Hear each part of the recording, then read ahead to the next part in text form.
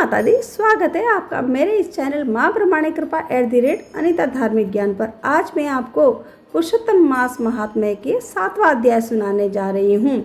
आप सब ध्यान से सुनिएगा और भगवान पुरुषोत्तम का आशीर्वाद जरूर प्राप्त करिएगा। भक्तों, पुरुषोत्तम मास का 7वां अध्याय अत्यंत दुर्लभ और पुण्यदायी माना गया है। कहा जाता है कि जो भक्त श्रद्धा और विश्वास से इस अध्याय को सुनता है उसके जीवन के कष्ट धीरे धीरे समाप्त होने लगते हैं।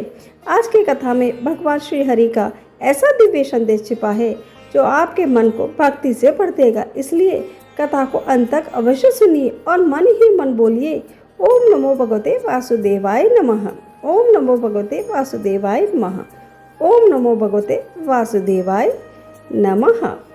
आज की कथा का अंतिम प्रसंग हर भक्त को एक बार जरूर सुनना चाहिए। चलिए शुरू करते हैं अपनी कथा का प्रारंभ। 9वें शरण में बैठे ऋषियों ने जब सूत जी से पूछा कि भगवान श्री कृष्ण ने अधिक मास के दुखों को सुनकर क्या किया, तब सूत जी ने 7वें अध्याय की यह दिव्य कथा सुनाई। सूत जी बोले कि हे मुनियों, यही प्रश्न नारद जी ने भी भगवान नारायण से किया था और अब मैं वही उत्तर आपको सुनाता हूँ। भगवान नारायण बोले कि हे नारद, जब भगवान विष्णु ने अधिक मास की पीड़ा श्री कृष्ण के सामने रखी, तब गोलोक नाथ श्री कृष्ण ने अत्यंत करुणा और प्रसन्नता से कहा कि हे विष्णु, तुमने बहुत अच्छा प्रश्न किया है जो इस मलमास को यहाँ ले आए। अब इसका उद्धार निश्चित है। भगवान श्री कृष्ण ने आगे कहा, जिसे तुमने स्वीकार किया है उसे मैंने स्वीकार किया। आज से मैं इसे अपने समान महान बना देता हूँ।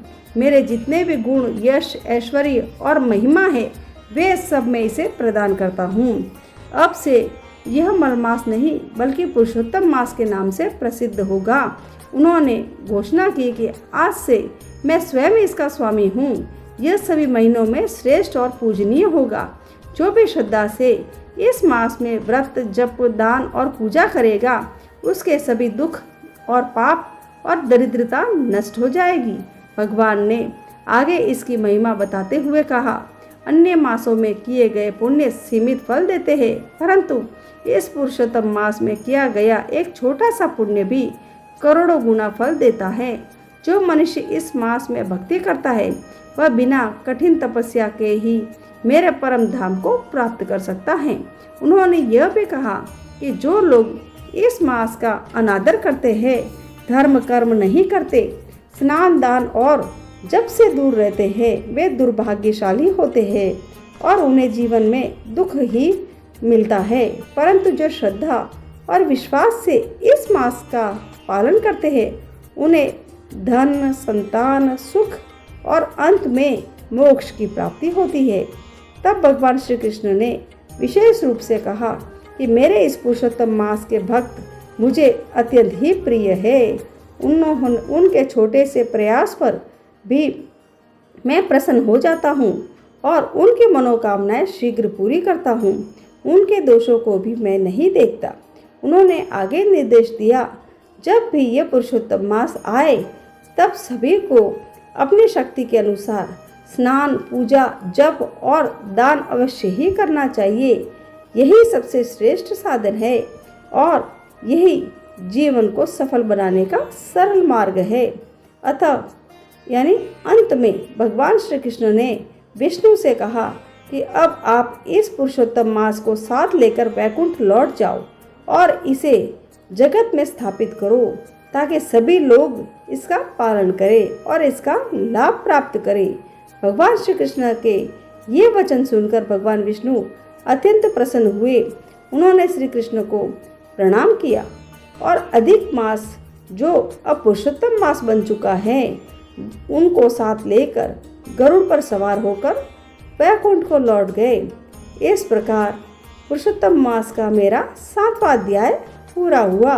अगर आपको 8वें अध्याय की कहानी सुननी है तो आप मेरे इस धार्मिक चैनल माँ ब्रह्मांड कृपा @अनिता धार्मिक ज्ञान को सब्सक्राइब करना न भूलें और आप मेरे इस वीडियो को लाइक शेयर जरूर करें। अब मैं आपको कथा सुनाने जा रही हूँ। आप सब ध्यान से सुनिएगा। एक बार एक गांव में ननंद भाभी रहती थी। भाभी जहाँ भी जाती थी ननंद को साथ में लेकर ही जाती थी, क्योंकि उसकी माँ नहीं थी, उसका देहांत हो चुका था और बहू ने सारी जिम्मेदारी अपने ऊपर ले ली थी। वह ननंद का ध्यान अपने बेटी की तरह ही रखती थी। एक बार की बात है, भाभी ने वैशाख मास में स्नान व व्रत किया। तब वह पीपल सींचने जाती थी तो वह अपनी ननंद को भी साथ में लेकर जाती थी। भाभी जैसे जैसे पूजा करती थी ननंद भी वैसे वैसे ही पूजा करती थी। तब पूजा करते समय भाभी हाथ जोड़कर विनती करती थी कि पीपल देवता मुझे एक लड़का दे दो। तो कुंवारी ननंद ने भी हाथ जोड़कर मन में कहती थी कि हे पीपल देवता, जो मेरी भाभी ने आपसे मांगा है वह भी मुझे दे देना। इस तरह पूरे महीने में ननंद भाभी की पूजा करी, सरसों के तेल का दीपक जलाया और मन्नत मांगी।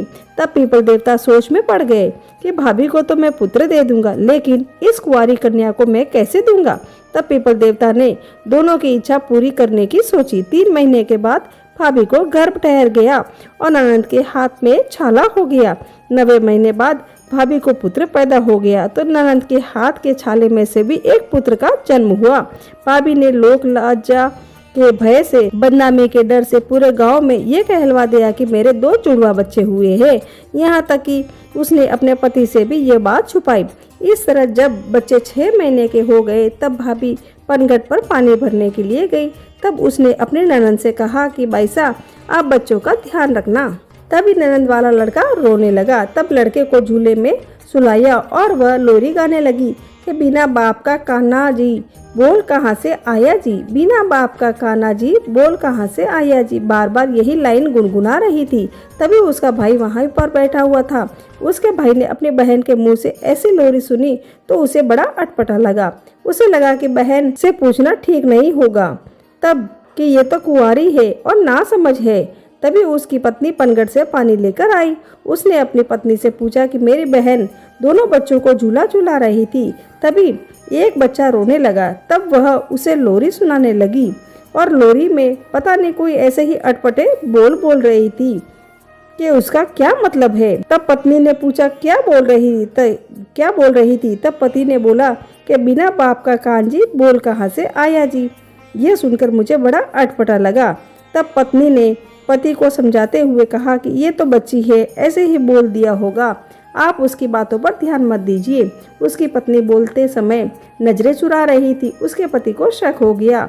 तब उसने अपने पत्नी को डांटते हुए कहा कि सच सच बताओ क्या बात है। तब उसकी पत्नी ने हिम्मत टूट गई। तब उदास मन से अपने पति को सारी बात बताई। बात सुनने के बाद उसने अपने भांजे को गोद में उठाया और पीपल के पेड़ के पास ले गया और बोला कि हे पीपल देवता, मेरी बहन तो ना समझ थी, जो उसने मांगा वो उसे नहीं मांगना चाहिए था, लेकिन हे पीपल देवता आप समझदार थे। अब आप अपनी अमानत वापस ले लीजिए। अगर गांव में बात फैल गई तो कोई मेरी बहन से ब्याह नहीं करेगा। जग में मेरी और मेरी बहन की हंसी होगी। इतना कहकर वह रोने लगा।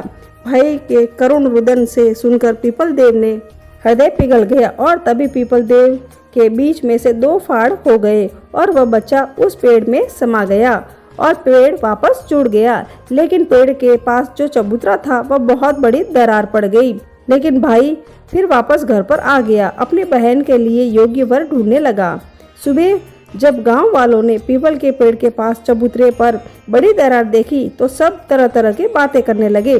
कोई कह रहा था कि पीपल के पास किसी ने मुड़ चला दी है, तो कोई कह रहा था कि इसमें से लक्ष्मी नारायण प्रकट हुए होंगे, तो कोई कह रहा था इसमें से शनि भगवान प्रकट हुए होंगे, तो कोई अलग अलग बातें कर रहा था। और उसमें से कोई कहता था कि कहीं भूत तो बाहर नहीं आया होगा। जितने लोग उतनी ही बातें। कुछ दिन ये बातें होती रही, फिर सब भूल गए। इस तरह समय बीतने लगा और कुछ दिन बाद भाई ने होम करवाना चाहा। पूरे गांव वालों को होम में बुलाया और आहुतियां देनी चालू की, लेकिन यज्ञ में जोत नहीं जल रही थी। घी का पूरा डब्बा उड़ेल दिया, लेकिन यज्ञ में जोत ही प्रकट नहीं हो रही थी। बार बार उसमें से धुआं ही धुआं निकल रहा था। तभी किसी ने कहा कि तुमने अपने किसी सगे संबंधी को बुलाया हो या कोई भूल से रह गया हो तो उसे याद करो। तब भाई ने कहा कि मैंने सभी को बुलाया है, कोई बाकी नहीं है। तब किसी बुजुर्ग ने कहा कि तुम्हारी कोई मुंह बोली बहन हो या भुआ हो, भतीजी हो या दोहिती हो या दोहिता हो, कोई भी हो, भांजा हो, उसे बुलाओ। लेकिन भाई ने कहा कि मेरी एक ही बहन है, वो भी कुंवारी है और वो मेरे पास है, तो मैं किसे बुलाऊं? लेकिन मेरी मुंह बोली भुआ है। तो लोग ने कहा कि तो उसे बुलाओ। तब वह मुंह बोली भुआ को बुलाया गया, लेकिन फिर भी यज्ञ में जोत नहीं चल रही थी। तब गांव के सरपंच ने कहा कि ये तो बड़ी अपशगुन की बात है, किसी पंडित महात्मा को पूछना पड़ेगा। तब गांव के बाहर से वेद ज्ञाता पंडित को बुलाया और उन्होंने पूरी बात बताई। वह पंडित बहुत बड़ा वेद शास्त्र का ज्ञाता था। उसने थोड़ी देर आंखें बंद कर ध्यान लगाया। पता चला। तब उसने कहा कि अपने भांजे को लेकर आओ, तभी यज्ञ संपूर्ण होगा। तब उस व्यक्ति ने कहा कि मेरे कोई भांजा नहीं है, मेरी बहन अभी कुंवारी है, भांजा कहाँ से आएगा? तभी पंडित ने कहा कि पीपल देव ने तुम्हारी बहन को बेटा दिया था, तो उसी भांजे को लेकर आओ, तभी तुम्हारा यह यज्ञ संपूर्ण होगा। तब सभी गांव वालों ने भाई को पूरी बात पूछी। तब भाई ने गांव वालों के सामने अपनी सारी बात समझाई और सारी सच्चाई बताई। तब सभी गांव वालों ने भाई को समझाया कि बेटा, इसमें शर्मिंदा होने की कोई बात नहीं है। पीपल देवता ने तुम्हारी बहन को बेटा दिया है, ऐसी किस्मत किसी की नहीं होती। तब सभी गांव वाले पंडित, भाई भाभी ढोल नगाड़ों के साथ पीपल देवता के गीत गाते हुए पीपल के पेड़ के पास पहुंचे और भाई ने माफी मांगी। हे पीपल देवता, मैंने बदनामी के डर से मैंने अपना भांजा आपको सौंप दिया था, अब मैं अपना भांजा आपसे वापस मांगता हूँ। हे पीपल देव, मेरा भांजा मुझे वापस दे दो। तभी देखते ही देखते पीपल के 2 फाड़ हो गए और उसमें से उसका भांजा बाहर आया। उसी समय उसकी बहन के आंचल से दूध की धार बेटे के मुंह पर गिरी। तब पूरे गांव वालों को यकीन हो गया कि यह इसी का पुत्र है। तब सभी धूमधाम से गाजे बाजे से पीपल देवता को गीत गाते हुए पीपल देवता से पैदा हुए पुत्र को घर पर लेकर आए। घर आने के बाद जैसे ही उसके भांजे ने यज्ञ में घी की आहुति दी तो उसमें ज्वाला इतनी ऊंची उठने लगी कि सबको महा आश्चर्य हुआ। तब उस भाई ने पूरी नगरी में ढिंडोरा पिटवाया कि वैशाख मास में पीपल के पेड़ को सींचने, पूजने और व्रत करने से सभी की मनोकामनाएं पूरी होगी। निर्धन को धन मिलेगा, संतानहीन को संतान प्राप्त होगा और कुंवारों को अच्छा घर वर मिलेगा और बुजुर्गों को वैकुंठ का वास मिलेगा। इसके बाद से सभी पीपल के पेड़ को सींचने लगे। इस व्रत से इस लोक के सभी सुख भोगकर मरणोपरांत स्वर्ग को जाते हैं। हे पीपल देवता, जैसा सुख ननंद भाभी को दिया वैसा ही सभी को देना। खोटी की करी अधूरी की पूरी। अब मैं आपको तुलसी माता की कहानी सुनाने जा रही हूँ। एक कन्या थी, जब वह थोड़ी बड़ी हुई उसको समझ में आने लगा, तब से ही वह तुलसी माता की पूजन करने लगी। उसके प्रतिदिन का नियम था कि तुलसी माता जी का पूजन करने के बाद ही खाना खाती थी। जब वह कन्या शादी के लायक हुई तब उसके माता पिता ने उसकी शादी करवा दी। कन्या को उसके माता पिता ने दहेज में भी एक तुलसी का गमला दिया। ससुराल में वह प्रतिदिन सवेरे उठती ही पूजा करती और फिर उसके बाद ही खाना खाने बैठती। उसकी 2 जेठानियाँ थीं, वो दोनों उसका मजाक उड़ाती थी कि बड़ी नियम धर्म वाली है। उन दोनों को उनसे बहुत ईर्ष्या होती थी, इसलिए वो दोनों तुलसी जी का गमला जी छुपा देती थी। वह कन्या बड़ी मुश्किल से गमला ढूंढ कर लाती और अच्छे से पूजा करती और फिर खाना खाती थी। वह गमला ढूंढ कर ले आती तो एक दिन तो उसकी जेठानियाँ ने क्या करा कि गमला ही दूर फेंक दिया। कन्या ने खूब ढूंढा पर उसे गमला नहीं मिला। वह बहुत ही परेशान हो गई। उस दिन उसे खाना भी नहीं खाया। उसका नियम जो था, उस कन्या की सच्ची भक्ति देखकर तुलसा जी माता उससे बहुत प्रसन्न हो गई और उसने कमरे में तुलसी माता का गमला प्रकट हो गया। अगले दिन सुबह जब वह उठी और क्या देखती है कि उसके खाट के चारों कोनों पर तुलसी माता का गमला आ गया है। यह देखकर वह बहुत प्रसन्न हो गई। अब मेरी तुलसा जी माता को कोई चुरा नहीं सकता। पूजन करने के लिए कहीं और जाना नहीं पड़ेगा और कोई मेरी तुलसा माता को फेंक भी नहीं सकता। वह भी जल्दी से उठकर स्नान करती है और तुलसा माता की पूजन कर लेती है। जब वह खाना खाने बैठती है तो उसकी जेठानियाँ मजाक करने लगी। लो देवरानी का नियम धर्म तो पूरा हो गया। उससे पूछती है कि तुलसा जी की पूजा कर ली क्या देवरानी? धीरे से बोलती है हाँ कर ली। जेठानियाँ बोलती है कहाँ से कर ली? पूजा गमला तो फेंक दिया था। देवरानी कहती है कि देख लो मेरे कमरे में खाट पर तुलसा जी लगी रही है। जेठानिया बहुत शर्मिंदा हुई और बोली कि देवरानी तेरी भक्ति सच्ची है रे, हमने तो तुझे बहुत परेशान किया, हमें माफ़ कर दे। देवरानी उन्हें माफ़ कर देती है। हम भी तुलसा माता जी की यह प्रार्थना करते हैं कि हे तुलसा माता, जैसे कृपा आपने देवरानी पर करी वैसे ही हम सब पर करना, अधूरी की पूरी। इस प्रकार मेरी तुलसा जी की कहानी पूरी हुई। को नित्यनेम की राम लक्ष्मण जी की कहानी सुनाने जा रही हूँ। यह कहानी सीता माता कहती थी और श्री राम इसे सुना करते थे। एक दिन श्री राम भगवान को किसी काम के लिए बाहर जाना पड़ गया तो सीता माता कहने लगी कि भगवान, मेरा तो 12 वर्ष का नित्यनेम है, आप बाहर जाएंगे तो मैं अपनी कहानी किसे सुनाऊंगी। श्री राम ने कहा कि तुम कुएं की पाल पर जाकर बैठ जाना और वहां जो औरतें पानी भरने आएगी उन्हें अपनी कहानी सुना देना। सीता माता कुएं के पाल पर जाकर बैठ जाती है और एक स्त्री आई, उसने रेशम की जरी की साड़ी पहन रखी थी और सोने का घड़ा ले रखा था। सीता माता उसे देख कहती है कि बहन, मेरा 12 वर्ष का नित्यनेम है, सुन लो। पर वह स्त्री बोली कि मैं तुम्हारा नित्यनेम सुनूंगी तो मुझे घर जाने में देर हो जाएगी और मेरी सास मुझसे लड़ेगी। उसने कहानी नहीं सुनी और चली गई। उसकी रेशम जरी की साड़ी फट गई, सोने का घड़ा मिट्टी के घड़े में बदल गया। सास ने देखा तो पूछा कि ये किसका दोष है जो अपने सिर लेकर आ गई है। बहू ने कहा कि कुएं पर एक औरत बैठी थी, उसने कहानी सुनने के लिए कहा, लेकिन मैंने सुनी नहीं, जिसका ये फल मुझे मिला है। बहू की बात सुनकर अगले दिन वह साड़ी और घड़ा लेकर सास कुएं की पाल पर गई। सास को वही माता सीता बैठी मिली। माता सीता ने कहा कि बहन, मेरी कहानी सुन लीजिए। सास बोली कि एक बार छोड़, मैं तो 4 बार कहानी सुन लूंगी।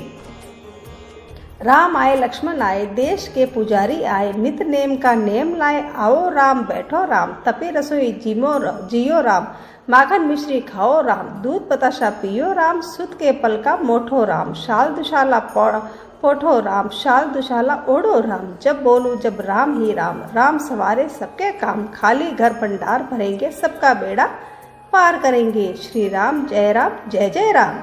सास बोली कि बहन, कहानी तो बहुत अच्छी लगी। कहानी सुनकर सास घर चली गई और उसकी साड़ी फिर से रेशम जरी की बन गई। मिट्टी का घड़ा फिर से सोने के घड़े में बदल गया।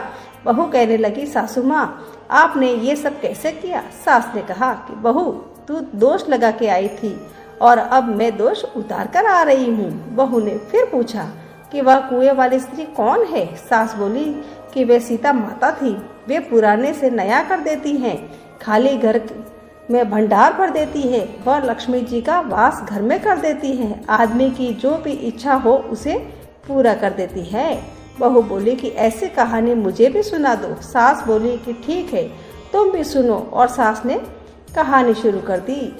सास ने फिर से कहा, राम आए लक्ष्मण आए, देश के पुजारी आए, नित नेम का नेम लाए, आओ राम बैठो राम, तपी रसोई जियो राम, माखन मिश्री खाओ राम, दूध बताशा पियो राम, सुत के पल का मोठो राम, शाल दुशाला पोठो राम, शाल दुशाला ओढ़ो राम, जब बोलू जब राम ही राम, सवारे सबके काम, खाली घर भंडार भरेंगे, सबका बेड़ा पार करेंगे, श्री राम जय जय राम।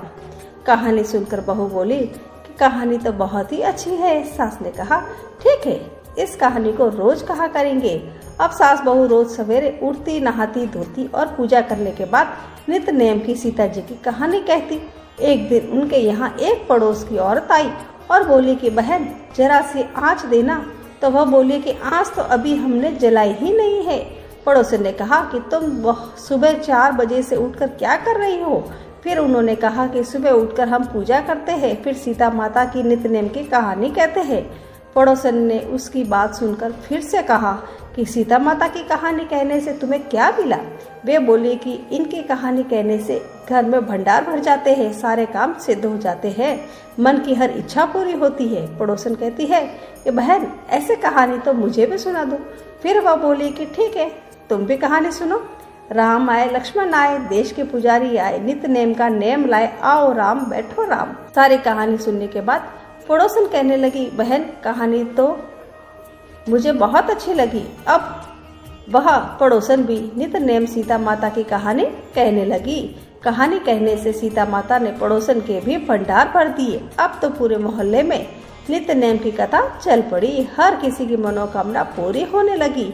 हे सीता माता, जैसे आपने उनके भंडार भरे वैसे ही आप हमारे भी भंडार भरना। कहानी सुनने वाले के भी और कहानी कहने वाले के भी भंडार भरना।